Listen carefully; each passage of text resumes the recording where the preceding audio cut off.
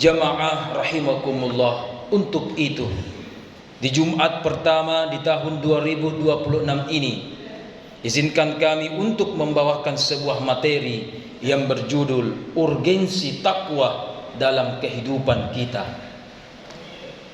Jangan bosan-bosan berbicara tentang takwa jamaah. Mungkin takwa selalu diucapkan. Ya. Bahkan kenapa tema ini penting di awal tahun?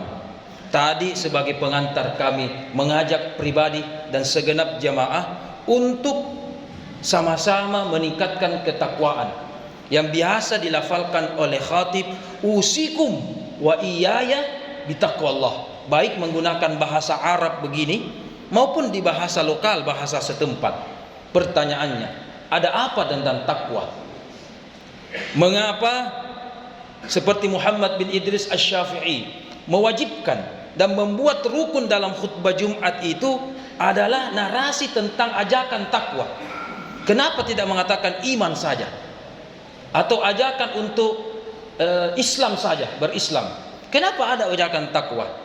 Ada banyak argumentasi dan urgensi kenapa itu takwa. Di antaranya di dalam mushaf Al-Quran, mulai dari Al-Fatihah sampai An-Nas, kami melihat orang-orang yang hanya mengandalkan keislamannya atau hanya mengandalkan iman to, mohon maaf, belum tentu selamat. Kenapa? Mari kita merujuk surah Ali Imran ayat 133 dan seterusnya. A'udzubillahi minasyaitonirrajim. Bismillahirrahmanirrahim. Wasari'u ila magfiratin min rabbikum wa jannah arduhas samawati wal ard uiddat lil muttaqin. Bahwa keselamatan, ampunan, surga, berkah Allah Subhanahu wa taala, terutama nanti surga untuk kita semua di yaumil akhirat, amin, itu uiddat, hanya dijamin, hanya disediakan, digaransi kepada siapa? Muttaqin, orang-orang yang bertakwa. Ada apa dengan orang yang beriman? Coba kita lihat di dalam ayat-ayat Al-Quran, ketika disebutkan orang yang beriman, nanti ditambahkan amalan-amalan, baru imannya itu berkualitas. Contoh surah yang kita hafal, wal 'asr innal insana lafi khusr. Kita semua demi masa merugi, illa kecuali amanu, satu. Apakah cuma iman? Tidak, ditambahkan lagi wa amilus solihat wa tawasaw dan seterusnya. Berarti iman ini harus di-upgrade, terutama di tahun ini, di awal tahun ini, di-upgrade dari iman menjadi takwa. Jamaah rahimakumullah, saking pentingnya orang-orang yang bertakwa. Iman ini butuh pendampingan dan di-upgrade menjadi takwa, baru kita selamat fid dunya hasanah wa fil akhirati hasanah.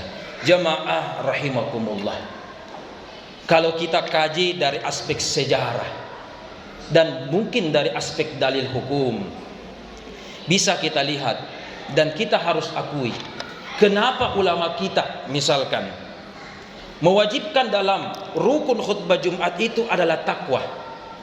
Ya, di satu mazhab, mungkin mazhab yang lain berbeda. Kenapa? Kalau kita lihat, mohon maaf, di ayat Al-Quran tidak ada yang mengatakan khutbah Jumat harus ada ajakan takwa. Tidak ada. Tidak ada. Kenapa Muhammad Idris Asy-Syafi'i menyimpulkan dan memberikan, bahkan Ahmad bin Hanbal juga mengatakan demikian. Luruskan kami. Di hadis juga tidak ada bahwa ketika khutbah Jumat harus ada wasiat takwanya, ajakan takwanya. Mana hadisnya? Mohon maaf, hadis palsu saja tidak ada. Ya, ayat tidak ada, hadis tidak ada. Tetapi kenapa ulama kita menyimpulkan khutbah Jumat di mimbar-mimbar ini, di masjid manapun kita dengarkan, bahkan kita umrah di Masjidil Haram, ajakan takwa itu selalu diucapkan. Ternyata ulama kita mengkaji di mimbar-mimbar Rasul ketika khutbah di hadapan para sahabat, apapun temanya, tapi muaranya la'allakum tattaqun. Coba kita lihat surah Al-Baqarah yang insya Allah tidak sampai 2 bulan lagi kita akan selalu mendengarkan ayat ini. Ya ayyuhalladzina amanu, wahai orang-orang beriman Islam. Ya, kita disuruh apa? Meningkatkan iman ini salah satu caranya dengan amal soleh, dengan berpuasa. Ujung-ujungnya apa? Puasa. La'allakum tattaqun. Maka ujung dari iman itu adalah kita semua bertakwa kepada Allah. Maka muara-muara khutbah Rasul itu mengarah cuma satu. Sama ini, selonga, sungai, got dan seterusnya, kan muaranya satu, ke laut, ya kan?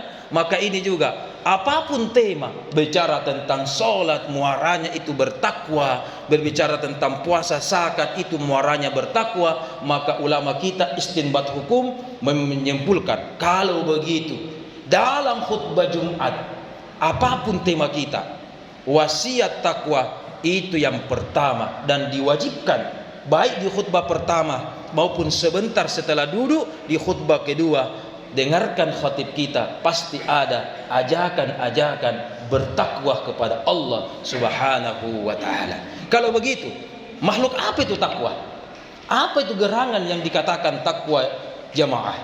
Walaupun takwa sudah masuk dalam kamus besar bahasa Indonesia, tetapi lafal takwa pada mulanya berasal dari bahasa Arab. Kita serap dari bahasa Arab. Berasal dari kata apa? Waqayaqi, wiqayah. Apa artinya? Apa artinya jamaah? Mencegah, menjaga kita, menjaga. Ada doa pamungkas dunia akhirat yang saya yakin kita semua hafal. Rabbana atina fid dunya. Di akhir doa ini biasa kita baca, wa qina adzabannar. Dari sinilah asal usul derivasi dan akar kata dari kata takwa. Wa apa artinya wa? Dan, luar biasa bahasa Arab jamaah. Walaupun satu huruf itu sudah ada artinya. Beda kalau kita bahasa Indonesia. Ya, B apa artinya B? D apa artinya D? Ya kan? Bahasa Arab cuma huruf wa artinya dan. Qi satu huruf, qi satu huruf. Inilah asal muasal dari kata takwa. Qi artinya jagalah. Kami, jagalah kami ya Allah dari siksaan api neraka. Maka orang yang bertakwa secara filosofi, dia mampu menjaga keimanannya dari kekufuran, menjaga ibadahnya dari kemusyrikan, ya, menjaga tauhidnya dari limbah kemaksiatan, dan menjaga dirinya supaya tidak gemar melakukan dosa dan kemaksiatan. Maka orang yang bertakwa manini, ihtiyat, wara, mampu menjaga, mengendalikan dirinya. Itu makna bahasa dari orang bertakwa. Maka secara hakikat orang bertakwa menjaga keimanannya sampai akhir hayat ini. Makanya jamaah, biasa kita dengar dalam lampiran, dalam lanjutan ayat yang selalu dibaca khutbah Jumat, ya ayyuhalladzina amanu taqullaha haqqa tuqatih. Selalu kita dengar ini. Tapi jarang dibahas, dituntas secara tuntas. Di ayat itu ada penggalang Allah yang berbunyi, wala tamutunna illa wa antum muslimun. Janganlah kita meninggal dalam keadaan tidak membawa iman dan takwa kepada Allah.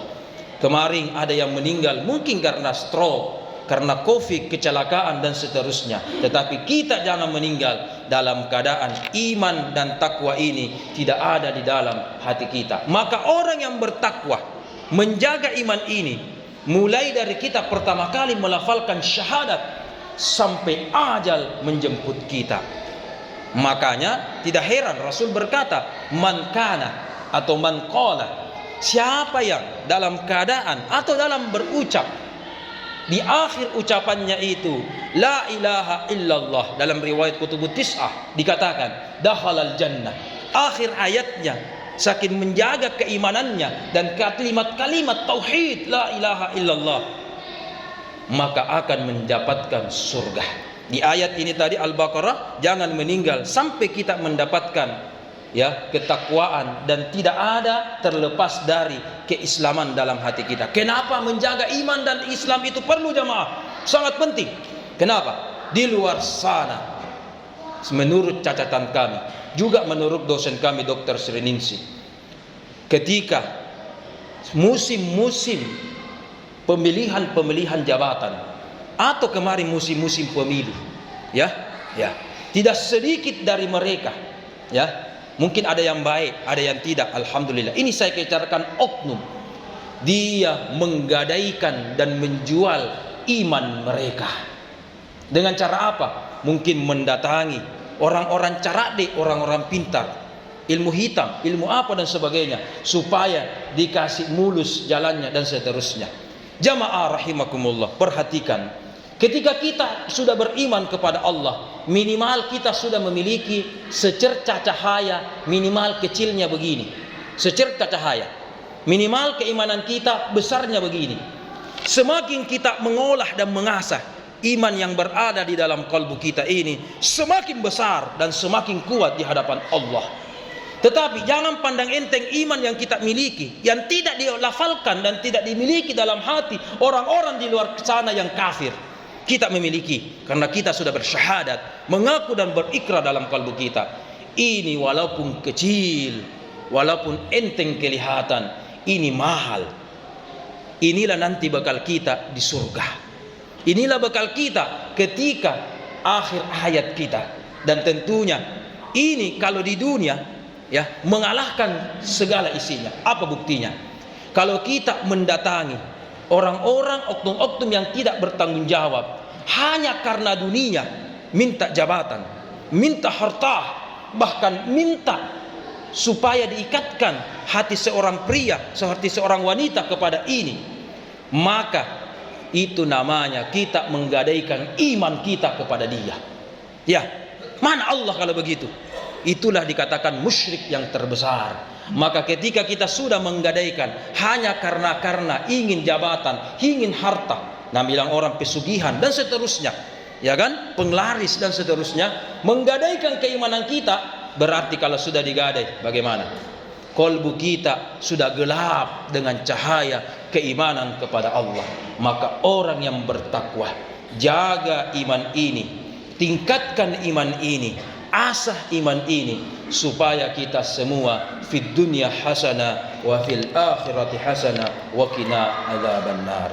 Jamaah rahimakumullah, untuk menutup khutbah Jumat ini, saya teringat sebuah filosofi dari kiai kami sebelum meninggalkan pondok. Beliau ajarkan kepada kami, nak, di luar sana banyak godaan-godaan dan cobaan. Sebelum tinggalkan pondok ini, beliau pesan kepada kami, ingatlah filosofi dari ikan laut. Maka setelah saya mendengarkan apa penjelasan filosofi ikan laut, saya dibesarkan di daerah Pautere di sana. Setiap saya lewat di dekat lelong atau makan ikan laut, saya selalu teringat pesan kiai saya tentang ikan laut. Apa filosofi ikan laut? Ikan laut itu lahirnya, bertelurnya, beranaknya di laut. Apa namanya air laut? Berarti asin, ya kan? Berenang, main-main, makan, minum, bernapas di laut, asin. Ditangkap oleh Pak Bagang, oleh nelayan, asin di daerah laut. Tapi kenapa kemarin kita misalkan acara ikan bakar, kita makan ikan bakar, ikan laut itu masih ditambah garam, berarti ikan laut itu apa? Tawar, ya, tawar. Kalau asin, buat apa kita ikan bakar dan seterusnya kasih garam lagi, kasih air garam, ya kan? Berarti masih tawar. Padahal sudah apa? Sudah besarnya di asin, di air laut. Apa filosofi kiai kami? Belajar nak sama ikan asin, ikan yang tinggal di lautan, yang dia tetap tidak asin. Apa katanya? Itu karena ikan itu dari aspek metabolisme memiliki hal-hal yang membatalkan atau menghindari dari asin. Kesimpulannya cuma satu. Ikan itu kenapa tetap tawar, tidak asin? Karena ikan itu punya namanya metabolisme dan daya imun, sehingga walaupun dia besar di air asin, hidup dan matinya air asin, dia tetap tawar. Beda kalau ikan sudah mati, lama terendam di laut, baru ditangkap, ya itu sudah. Tapi selama masih hidup, masih imunnya aktif, maka dia tetap tawar. Nah, jangan kalah. Kalau begitu, ikan yang di laut itu punya yang namanya imun. kita, wahai anak muda dan wahai saudara-saudara dan orang tuaku, jangan kalah. Kita punya iman kepada Allah Subhanahu wa taala. Iman itu menghindarkan ikan tetap tawar, maka iman dan takwa kepada Allah menghindarkan kita dari kekufuran dan kemaksiatan. Dari banyaknya golongan yang mungkin atau tintangan-tintangan yang mampu menghambat ibadah kita, nauzubillahi min zalik. Sebagai kesimpulan dari khutbah Jumat ini, mari kita sama-sama meningkatkan takwa kita kepada Allah Subhanahu wa taala. Usikum wa iyaya bitaqwallah. Barakallahu li wa lakum fil Qur'anil azim wa nafa'na